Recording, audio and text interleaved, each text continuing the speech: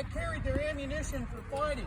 Inside that cartridge box, a soldier would carry up to 40 rounds in these tin plates. The rounds that they carried were these paper cartridges. Inside that paper cartridge would be a predetermined measured amount of powder with that projectile on top of it. When they were ready to load, they would reach back there, they would take one of these cartridges out, and they would rip the top and pour that into the rifle. Then they would have to ram that down and seat it.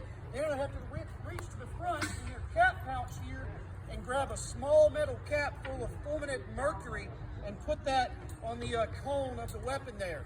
An average infantryman was expected to get about 3 rounds per minute with his musket, which doesn't sound like a lot of firepower to us, but if you can do a little math, if there were approximately 100 men, on paper anyway, in an infantry company, and 10 companies in a regiment, that's 1,000 men firing 3 rounds in a minute.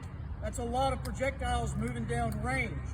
They did fight in these linear Napoleonic tactics, which were a result of the technology of the day when those were invented, which were these smooth bores. That was done to make up for the lack of accuracy of these weapons.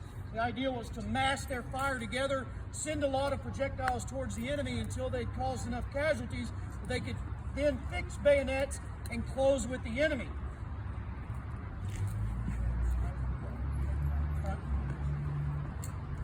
Now these men, being new soldiers pressed into service, like I said, they still haven't got uniforms yet, but they do have their weapons.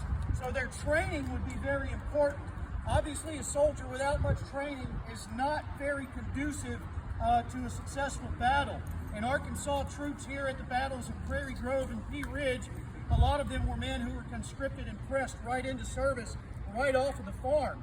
Some of those men did not even have military-issue weapons or accoutrements. They literally took their squirrel rifles or shotguns or whatever they had at home, and they brought those onto the battlefield, and they did the best they could with them. A lot of them were carrying obsolete flintlocks and other things like that too. So you guys can fall back. Now these other men are armed with infield rifles. One step forward. All of them. All right. 2 of these men you can see are actually in uniform. This man is still in his civilian clothing, but he's carrying a much better rifle. He's carrying that Enfield rifle musket. These Enfields were imported from Great Britain. Every one of these belonged to the Queen of England. They were sold to the Confederate government and the United States government equally. This was the most commonly used long arm of the war on both sides. Tens of thousands of these muskets were carried by men on both sides of the conflict and in every theater. These were very accurate guns.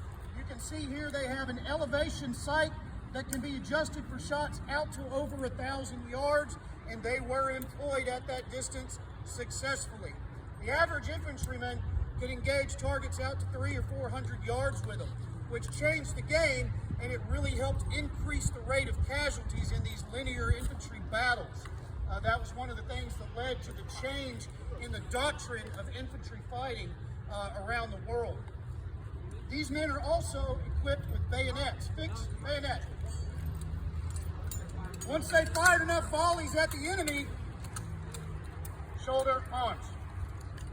Then they can move in with the bayonet and use that in close quarters. Now, the bayonet was as much of a psychological weapon as it was a physically damaging weapon.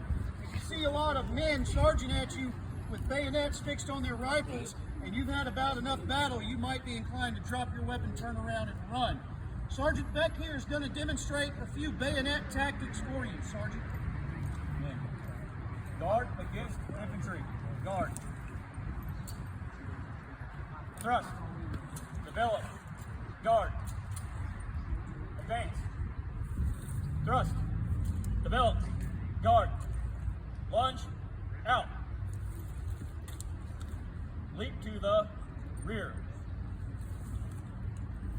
So this bayonet training was crucial to these men's skill. So was learning to load and fire these weapons.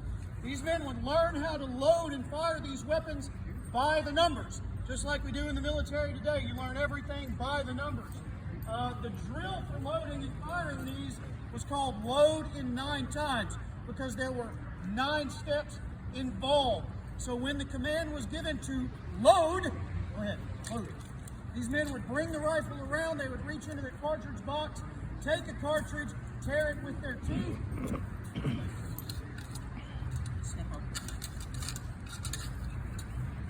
They would pour that powder down the barrel, they would press the cartridge into the muzzle, push the bullet down, they would ram it as quickly as possible, return their rammer. Now if they didn't return that rammer, if they left that in there and they squeezed the trigger, their ramrod's gone and they're done loading that weapon. And that happened often. One of the other problems was when these men were firing in volley, it was hard to notice if your weapon didn't go off. And there were numerous reasons that could happen. So sometimes you would find weapons after battles that had been discarded with several cartridges loaded down into the weapon because the soldier did not realize that his gun wasn't going off. These men are now going to commence a couple of different firing drills. So I'm going to have you guys about face. 3 steps forward, march. Halt. About face. Dress right. Dress on the side back. All right, so we're going to be firing right here towards you guys. You should be okay. We'll fire over you, but if you want to move, cover your ears, by all means, please do. Detachment. Fire by files. From the left, commence firing. Ready. Commence firing. Go.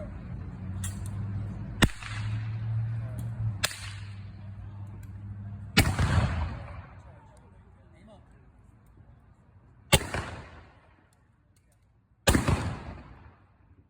Cover arms. Load. Now 2 of these muskets just misfired, which is one of those problems I was talking about. So the first step in that situation is for these men to reprime their weapon with one of those fulminated mercury caps and put it on and get ready for the next iteration of fire. Different firing commands, such as fire by files, fire by range, would be given by the captain's pleasure, depending on how far the enemy was and what type of engagement was happening on the battlefield. The highest volume of fire was achieved when the command to fire at will or independent fire was given. At that point, the men were expected to load and fire as quickly and accurately as possible. Shoulder arms. Okay, detachment. Fire by company. Ready. And fire. Recover arms. Shoulder arms. Shoulder arms. Sergeant back, front and center. All right, Sergeant Beck is going to demonstrate the speed firing that these men would do. So if you have a timer and you want to set it for 1 minute and see how many shots this man can get off in a minute, here's your chance. When I give him the command of independent fire, commence firing, he's going to try to fire 3 shots as quick as he can. Now I want you to imagine thousands of men on a battlefield on both sides doing this, all right? Beck, you ready? Independent fire, commence firing. So this is why drill was important for these men. They had to know where their equipment was, where it was worn on their body, so that they could index those weapons and get to them and get everything done as quick and efficiently as possible. They also had to be ready to address malfunction. There's his first shot. That was a little under 15 seconds. Now during this time, as they're standing in rank, they're receiving fire by infantry and artillery. So there's a lot of pressure on these men to do this right. Veteran soldiers were very good at this. There's a second shot.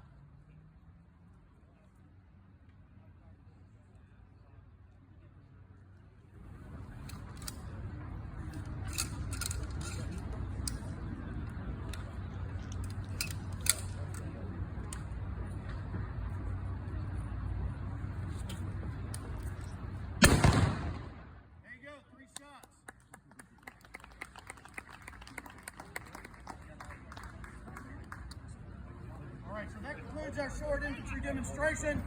We do have a static display over here if you'd like to come over. We have some original weapons, including one which very likely was used here at the battle. We can interpret some more of this infantry stuff for you. You can get your hands on some of these muskets and check them out. So please do. Thank you guys very much for coming. Thank you for your time.